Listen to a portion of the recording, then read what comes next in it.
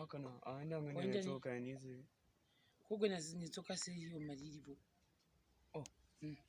Mwana zangu katanka hizi. Wani kunozevizela chi. Mwana zangu kwatanga kudi. Taratibu. Mungu nyima. Mungu nyimigwi. Nguruvuna zekuru.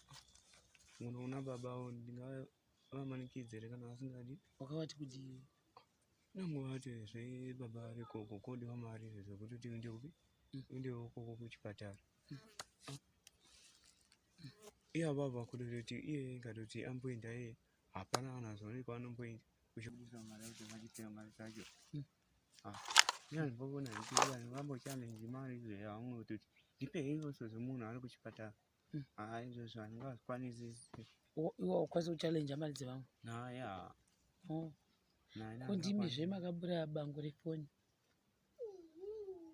kubi pano zvepamusha ndafoni nizi ndafoni nikuda kuwata una foni ndafoni iwe kwanza ukatenga foni anani ndatoiona isingashandi wakatenga nemari yani zozo wati nankira zve foni yakatenga ndiyo vana mai vakatenga vakatenga zvaita sei wati hanzi mimi ndimi makatengesa mufoni makatenga hanzi ndimi makamupa moka inema udini makabuda daimo ona mbokuda njidini adambona njababa muna kavene fona kuramba uyu kuramba chi siva munhu uye mukaenda mose chinembiri namwe chinembiri ena munhu yeye vanomuziva vanongoramba mai ndambe chinembiri imukabhane nefoni anambochedzera munhu apa inoti kwa ifoni inotipopota usiku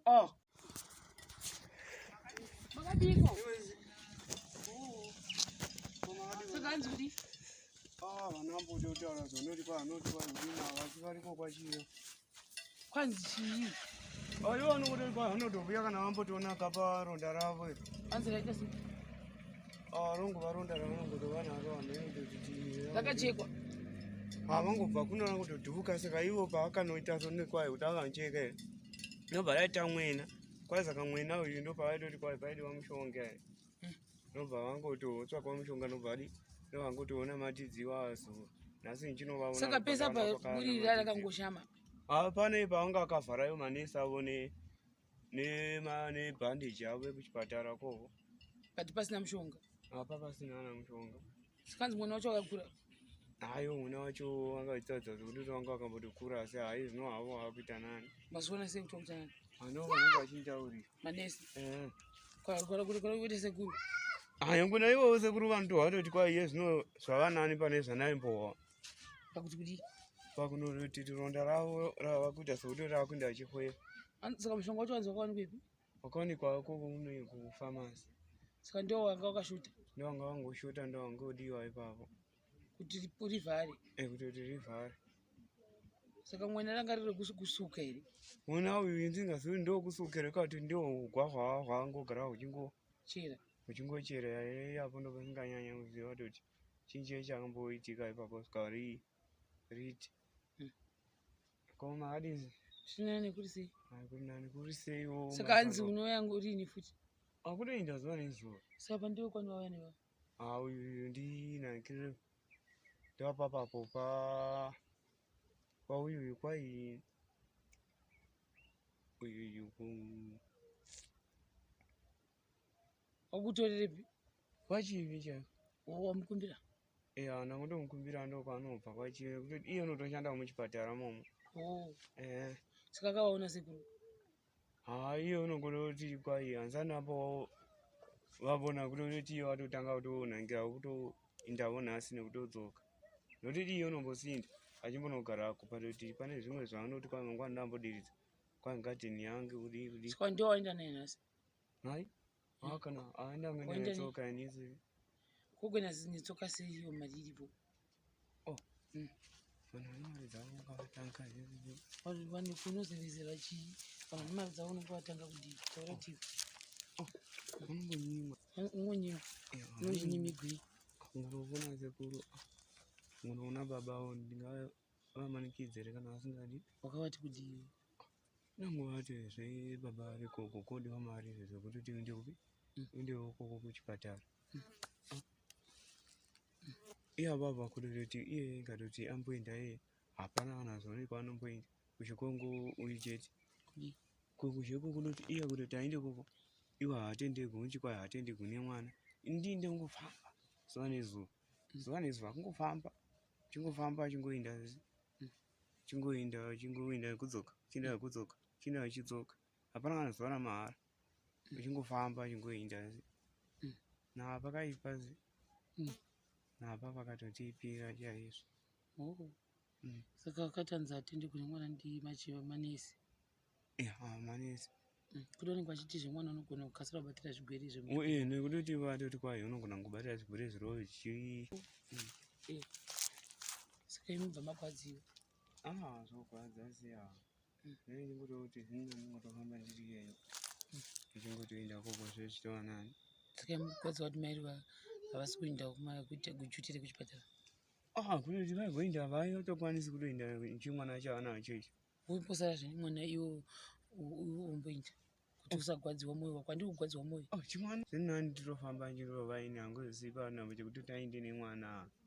Aiwa ndikuti iwe usara uchirera zve kuitira kuti usagwadziwe zve iwe woinda uyo angasariki naye zve uyo inongonedza zvisi uyo uyo angambosariki naye mujairane zvinandijaira nekuti akuno kumba aikona kutoti afambe achiinda zvinandifambe ndirini. Asi uchikomberena wani kuti uri kugwadziwa nekuinda kufamba zvesindo kugwadza. So wada kudii? Wada mota? Ndobva wanepiwo mota ndisina mari yacho. Saka kumbuya akambowakumbira mari nekuda kusina kukumbira mari ndokumbira mari yebhasi. Ivo vachimboziva kuti baba ari kuchibudisa mari kuti vachitenga mari dzacho. Ndinazvimboona ndichiyani vambochanenji mari zvehamwe kutoti ndipei ivoso zvemunhu ari kuchipatara.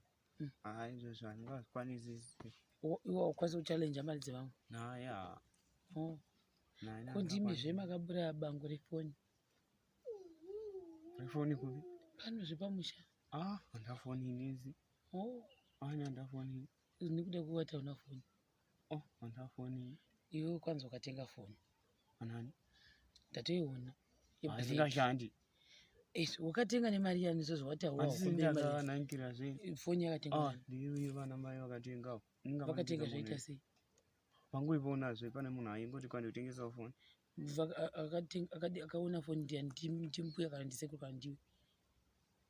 Ndiri yangosvika ipapo angoti kwandotengesa foni. Akaona foni ndiani? Ndini. Akaona foni. Wakaonepi foni? Ndakaiona pamunhu akanga ari apa. Aiwa, iwe kana uri pamba pako unoziva sei kuti munhu ari kufamba murodhi ane foni? Wamboreswa pamba zvandoti kwandotengesa foni. Sei akauya pauri iwewe? Akauya pauri kautakaenda kuna mbuya akachicha kaitika chazotava chokwadi. Tava chokwadi tisazotanga kunetsana pano. Akaenda kunana mai apo. Muchangobva kuno tamai makabva masvingopaya zivi. Ndikabva masvingo njindipi? Pandakabva masvingo ivo paya. Baba vanga vaitoenda kuchipatara zvavo. Baba? Vanga chipo? Saka musi wandakati baba vaenda kuchipatara naenda kuchipatara.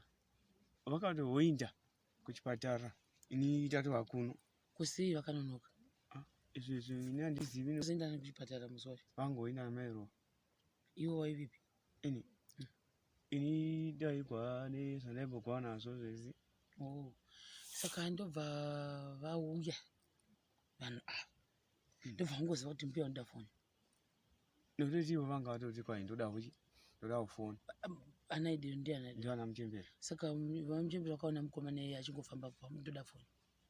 Handiti vaitoti kwai ndoda foni tikamuona vana Muchembere vakangoona munhu achifamba parodhi ndobva ndoda foni. Iye akatoti kwai ndotengesa foni achiudzai ndikati wakaudzira kupi? Apa parodhi. Parodhi. Ikatoti wakachigarira hako pano. Ndaitova apapo vakatondana apa. Vakandoti kwai ndotengesa ngati handachi handamari asi munhu andaiti wasekuti waida foni ndiani? Ndiana Muchembere. Nobva ngototaura nana Muchembere. Vakataurirana? Vakataurirana. Iwe wakanyarara? Handaikutaura sei munhu ndisina mari wose. Nobva ngotobhadharana nobva ngotopuwa foni iyoyo. inobedi ndisina na Maria. Saka iwo haupo panyaya dze. Ani panyaya dzefoni nandipo. Haupo. Ani pafoni utaura chokwadi ni pafoni. Asi iwewe zviwo kasi wakazoti iwo hauna mari asi munhu waida foni ndimuchemberi ndobva waita kuti apinde mumusha. Wewe ndio murume panapa. Sei wakaita kuti apinde mumusha achitengesa foni iyoyo. Iwo chinda kwachivi every day kotengeswa mafoni anenge ari mubepa. Sei usina kuti kwachivi kune mafoni anotengeswa mubepa. Sei iwo wakatora munhu womurodhi ukachiuya kuna nambuya ndo vanoda foni. Sei wakadiro. Ani papo ndoti pangwana kunango iramba kuti wangu na aiwa waitofana kutotaura kuti hapana munhu anoda foni ndio zvavaifana kutotaura kwete kuti vanogona kuramba kuda because foni yake yacho ni iwo waifana kutenga waiona ona kuti zvoita kana tukazviti kuti foni inge ichitengwa pamusha. Hayo zondo hayo apo ndo pana ipango kanganisika hangu hayo apo ndina kanganisa ndifunga kuti uno wakakanganisa uchini usingazvizivi unotozvisa zvawakaita hamuna dhira makaita hivi. Hayo hapana. Saka iwo wakagozoti iwo wakadi kuti foni yatengeswa kuti chirega ndiiteste kuti inobaka yakuti haibaki. Apa ina kana charger muchaisira pai. Hayo apo ndo panongotonedza ipapo. Iwe ndi wakauya nemunhu pano paruva. Iwe ndi wakauya nemunhu pano. Saka uchazvigadzisa sei nekuti foni yakatengwa nemari uye akatambidza mukomana nayo mari maoko ndiyani. Ai ndimuchemberi. Vakamutambidzira ipi? Ipapo. Saka akauya muno. Akabuya. Saka mupia anoziva munhu akatenga foni. Vanomuziva. Kundiyo kwani? Ndo papo kwa Makwari. Anonzani? Ane Jebhu. Jebhu anoita nezvei? Vanongoti azvomakorokosa. Saka mukorokosa wakatengera foni. Anogona ngokurova futi mukorokosa. Kana kurohwa. Kurohwa kana. Saka iwo sei wakabvuma kupatisiwa naJebhu. Makaita madhiri naJebhu. Hapana. Iwo utaura statement rakasiyana narambuya. Mbuya vati handimuzivi. Nekuti iwe ndiwe wakaita dhiri naJebhu kugedhi. Ende Jebhu wacho havatomuzivi kuti ndiJebhu ndiwatondiudzapo. Vanoti hamene munhu wacho makapedzera nawo ko iwo ukazoenda kuna baba hamene zvakasita ukanzanatora mari yakati pakati. Hande kuna mbuya. Nekuti kwanzi nini sabhuku nyaya yakatosvika kuna sabhuku. Ndiwo kwa sabhuku. Sabhuku vanoziva sei nyaya iyi. Sabhuku vanoziva nyaya iyi sei yakuna mbuya. Mbuya wauya